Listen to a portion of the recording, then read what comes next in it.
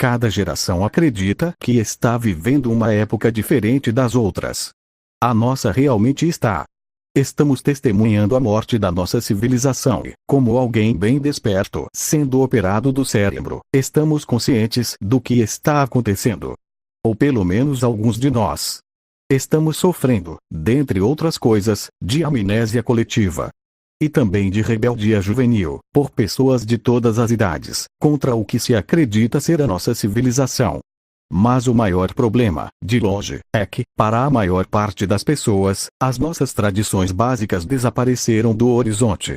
Eles não veem que já existiu algo além do que eles conhecem.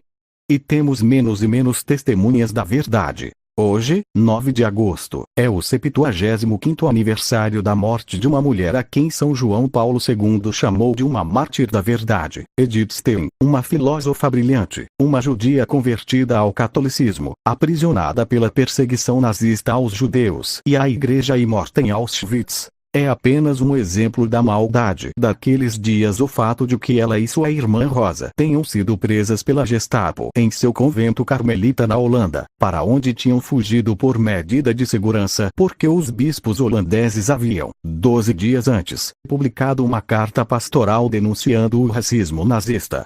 Como retaliação, as autoridades nazistas prenderam judeus convertidos ao catolicismo e os enviaram às câmaras de gás. Fiquei pela primeira vez interessado em Edith Stein quando escrevi The Catholic Martyrs of the 20th Century. Ela foi canonizada em 1998. Surgiram controvérsias sobre se ela devia ser chamada de mártir uma vez que não fora morta in nodium fidei, argumentaram alguns, mas porque era judia. Para alguns críticos, também parecia que São João Paulo II estava tentando se apropriar de uma parte do Holocausto para favorecer os católicos. Na Polônia, onde os nazistas mataram milhões de não-judeus, isso é ainda uma dolorosa controvérsia. Mas a explicação oficial do Vaticano, uma típica explicação do que São João Paulo II chamava de novos mártires, era a de que inúmeros fatores se entrelaçavam para tornar mártir o termo certo para Edith. Ela se recusou a se esconder, já que os holandeses eram eles próprios muitas vezes heróicos na resistência ao nazismo. Uma mulher católica, Miep Gies, por exemplo, ficou famosa por ter ajudado a esconder Anne Frank e a sua família quando essa ajuda, se descoberta, significava a morte. O convento carmelita que tivesse escondido Edith, já com o nome de Irmã Benedita da Cruz, teria sido objeto de represálias por abrigá-la. E, o mais importante, ela sabia, como uma judia alemã assimilada, que os católicos na Alemanha eram frequentemente acusados de mentir e ela desejava se manter totalmente leal à verdade do que ela era, e no que ela acreditava. Além da declaração dos bispos holandeses do ensinamento católico sobre raça, houve pelo menos 3 fatores da vida de Edith Stein que podiam ser lidos como uma disposição para aceitar o martírio. Sim, São João Paulo II estava certo quando declarou em sua canonização: uma jovem mulher em busca da verdade tornou-se santa e mártir por meio dos trabalhos da divina graça. Agora, ao lado de Teresa d'Ávila e Teresa de Lisieux, outra Teresa toma o seu lugar dentre a morada de santos que prestam honra à ordem carmelita. Mas há um outro lado de Santa Teresa Benedita da Cruz que merece ser lembrado. Eu mesmo não sabia muito sobre isso até ler o seu trabalho para o meu livro A The Hypervision, The Catholic Intellectual Tradition in the 20th Century. Dizer que ela era uma filósofa talentosa é uma aproximação grosseira. Criança incomumente brilhante, entrou para a universidade para estudar psicologia, pensando que isso a levaria a conhecer os seres humanos.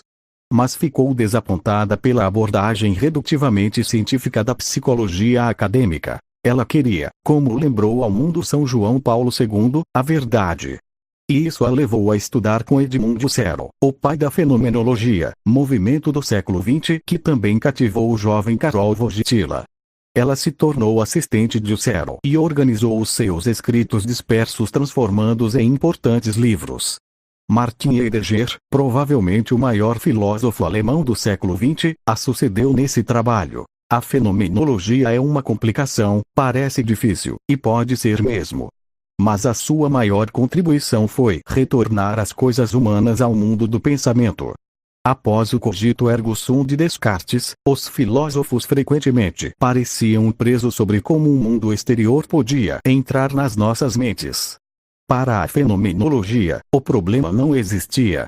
Como declarou o grande fenomenologista americano, Padre Robert Sokolsky, a fenomenologia diz que as coisas no mundo têm a capacidade de se revelar e as nossas mentes são os dativos de revelação, receptores por sua natureza de tal revelação. Isso pode soar como a abstração teutônica usual, bem distante das vidas que vivemos. Na realidade, significa que todas as coisas no mundo da vida diária que tomamos como constituição da existência humana tornam-se assim matéria respeitável para a filosofia novamente. A religião é uma dessas coisas e o Cero certa vez brincou que tantos dos seus alunos estavam se tornando cristãos que ele devia ser nomeado padre da igreja. Ele mesmo acabou por se tornar cristão. O trabalho da jovem Edith Stein nesse campo é admirável. Ela escreve, de forma interessante, sobre empatia, por exemplo, algo que, observa ela, encontramos apenas nos seres humanos, mas quase nunca foi percebido em filosofia.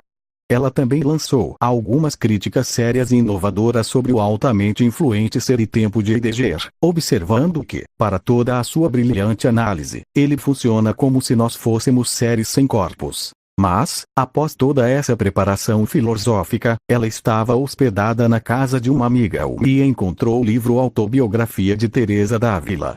Ela levou o livro para a cama e o leu inteiro até o amanhecer, e disse a famosa frase: "A verdade está aqui." Edith se submeteu à preparação para o batismo, uma formalidade pois o padre que a batizou disse que ela já sabia tudo o que era necessário. Adotou a espiritualidade e um modo de vida carmelita e em 1933 entrou para um convento em Colônia. Em menos de 10 anos, o nazismo colocou um fim àquela vocação. E, assim, uma testemunha viva da fé e da razão que permaneceu fiel até o fim e que garante a memória de hoje. Que a vida de Edith Stein seja modelo e testemunho humano concreto da existência real divina em nossas vidas. Inscreva-se no canal Patriota BR e ficar por dentro de tudo o que acontece.